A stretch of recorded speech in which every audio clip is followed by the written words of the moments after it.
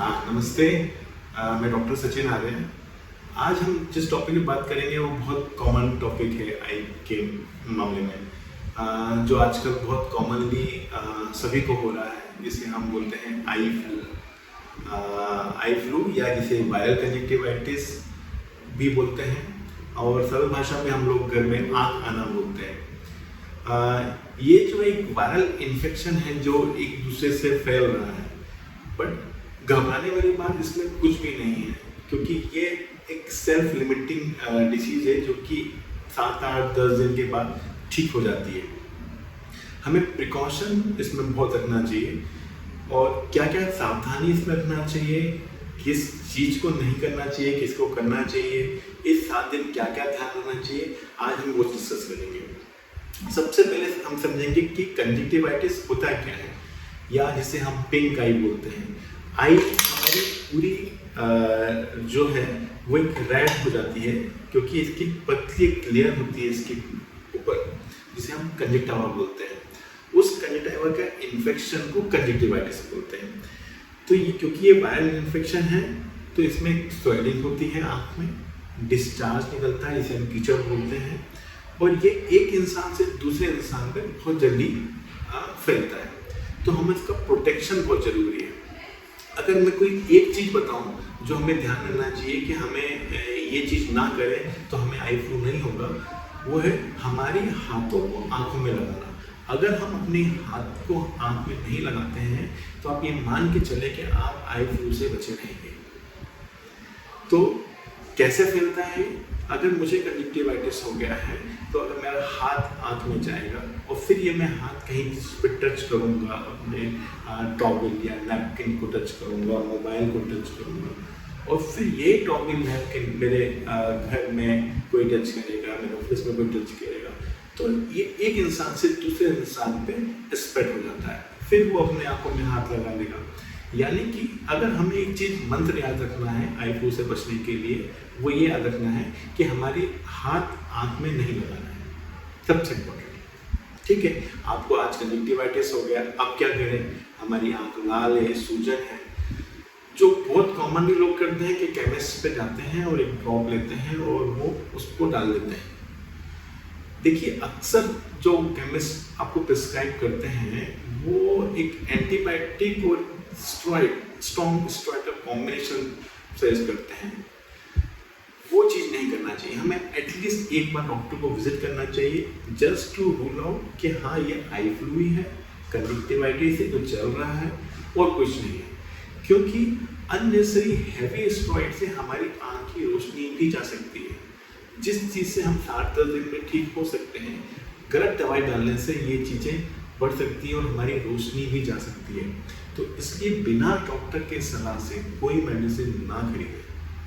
ठीक है, अब हमारी कंजक्टिवाइटिस हो गया, हमने डॉक्टर को दिखा लिया। यूजली डॉक्टर हमको एक एंटीबायोटिक ड्रॉप सजेस्ट करते हैं, और ज़्यादा अगर इन्फ्लेमेशन हो तो एक माइल्ड सा स्टेरॉइड सजेस्ट करते हैं। उसकी भी डोजिंग कम रखते हैं एंड आपको फॉलोअप के लिए बुलाते हैं, ताकि वो मॉनिटर कर पाएँ कि इनकी कोई साइड इफेक्ट नहीं हो रहा है।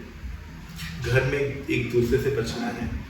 काला का गॉगल या ब्लैक गॉगल जिसमें पहनना है, वो इसका पर्पस ये रहता है कि एक तो आपके हाथ टच नहीं होते हैं, जिससे स्प्रेड नहीं होता है दूसरे को, और आपको लाइट के प्रति जो इंटॉलरेंस होता है वो भी आपके लिए ईजी हो जाता है ना। हम इसके ट्रीटमेंट की बात करें तो सबसे ज़्यादा कॉमन क्वेश्चन पूछा जाता है कि सर ये वायरल कंजक्टिवाइटिस है, तो ये एंटीबायोटिक्स ड्रॉप हम क्यों डालते हैं, मतलब इस एंटीबायोटिक्स ड्रॉप्स का क्या रोल है? क्योंकि हमें वायरल कंजक्टिवाइटिस हुआ है, हमारे आँख के अंदर वायरस गया है, तो हमारी आँख की इम्यूनिटी पावर को कम करता है, जिससे अनवांटेड बैक्टीरिया की ग्रोथ होने लगती है। तो इस चीज़ के लिए ना, टू प्रिवेंट सेकेंडरी इन्फेक्शन, दूसरे इन्फेक्शन ना हो, इसलिए हम एंटीबायोटिक ड्रॉप डालते हैं।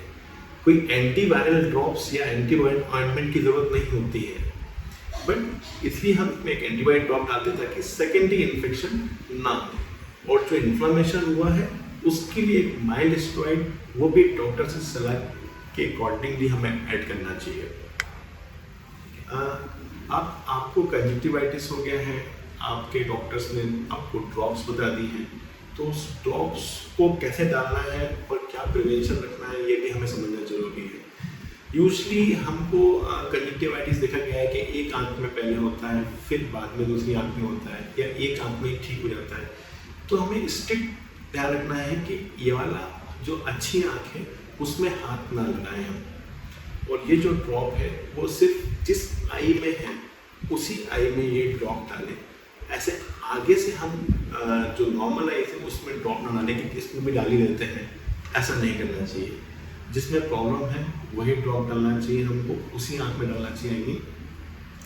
और साथ में जब हमें डिस्चार्ज निकलता है, क्लीन करना होता है, तो हम वो चीज़ अवॉइड करें जिससे इन्फेक्शन स्प्रेड होता है, जैसे कि हैंकी, रुमाल, नैपकिन्स, ये सब चीज़ ना करके हमें एक टिश्यू पाइप्स यूज़ करना चाहिए, क्योंकि बिकॉज ये डिस्पोजेबल होते हैं।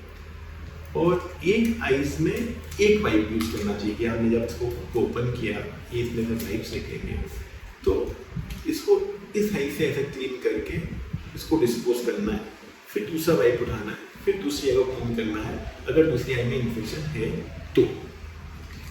एक बहुत कॉमन चीज़ सब लोग पूछते हैं कि सर कंजक्टिवाइटिस बहुत फैल रहा है, तो क्या हम अभी से ड्रॉप डालना चालू करते ताकि हमको होए ना? फिर अगेन, क्योंकि ये वायरल कंजक्टिवाइटिस है, आपके ड्रॉप डालने से कुछ नहीं होगा, आपके अच्छे हेल्दी बैक्टीरिया जो होंगे वो भी किल हो जाएंगे। तो हमको पहले से प्रिकॉशनरी कोई एंटीबायोटिक ड्रॉप डालने का मतलब नहीं है। जब आपको कंजक्टिवाइटिस हो तो हम ये सेकेंडरी इन्फेक्शन प्रिवेंट करने के लिए कि हमारी आंख में कोई दूसरे इन्फेक्शन ना हो, इसलिए हम एंटीबायोटिक ड्रॉप डालते हैं। और ओवरऑल जो टाइम देखते हैं हम 5-7 दिन में चीज़ें सब चीज़ ठीक हो जाती हैं। Thank you.